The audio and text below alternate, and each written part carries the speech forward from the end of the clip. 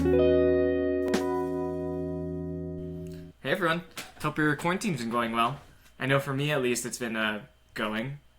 Well, either way, hi, this is Michael Ting from UCLA's Disability and Computing program.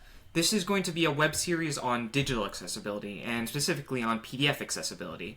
Now, before we get into the actual PDFs and everything, I wanted to go over in this part 0 of sorts, more generally on digital accessibility, and why it's so important for a university, especially one as large as UCLA's. So, first things first, what even is digital accessibility?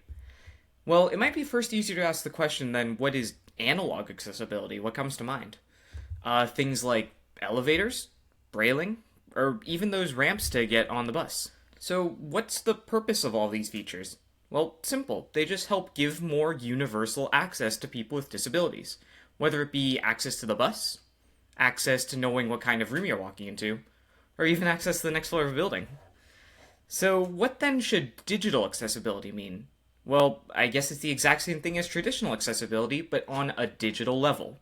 That's why I define digital accessibility as maximizing or universalizing the ability to access digital content. This can look like making sure your web page can be easily traversed by a screen reader. This can look like adding alternate text to pictures so that blind people can know what's going on in them. This can look like adding captions to videos. This can even look like making sure that colors on web pages contrast properly. Oh, Mr. Michael, I have a question. Wait, who are you? How'd you get in here?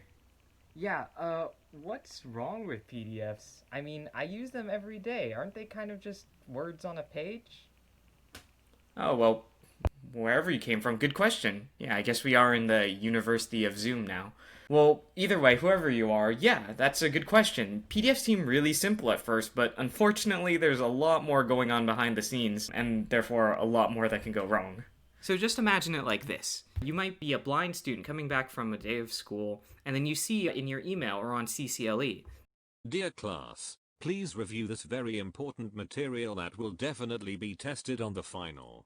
I sure hope you can read the PDF, because if you can't, you'll probably fail the class. Sincerely, UCLA's best professor." Alright, cool. Well, time to open it and see what's in it, what's so important to see on the final.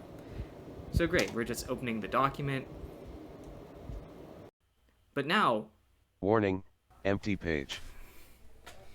Well, that's not good. Warning. Well, darn, it looks like the content on the page is now actually just completely inaccessible to the student. How is the student going to study for their final? How is the student going to get a good grade in their class? And when all the study guides from all your classes are PDFs, you might start to see the problem here. And the worst thing is, with an institution as large as UCLA's, it can be things like the catalog of all courses at UCLA, or a flyer for a scholarship, or a map, a brochure on mental health, a guide for freshman application, pricing for health insurance and procedures. So yeah, there's a lot. And possibly the scariest one I saw so far right now is a midterm, now that we're taking those at home. I mean, just imagine if you couldn't read what was on it. That wouldn't bode too well for your grade. Now, speaking of taking tests at home and everything, there have been a lot of accessibility issues surrounding that recently. But maybe that's a topic for another day. We as the DCP, though, have been writing a blog on current accessibility issues, so if you're interested, I'll link our website in the description below. Oh, Mr. Michael, I have another question. Oh, we're here again now. Okay.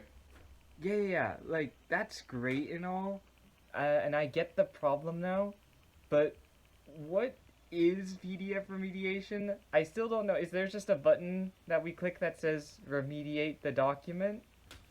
Ooh, good question, me from the other room. It's like I'm using you as a cheesy transition onto the next topic. Yes, now we actually do need to start talking about what it means to remediate a PDF. So imagine now that I give you this document to read.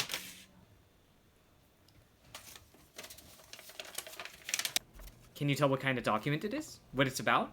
What the sections are called? Do you even know what the title is? Not so easy, is it? Yeah, I wouldn't want to read it either. Now let's say I show you this document.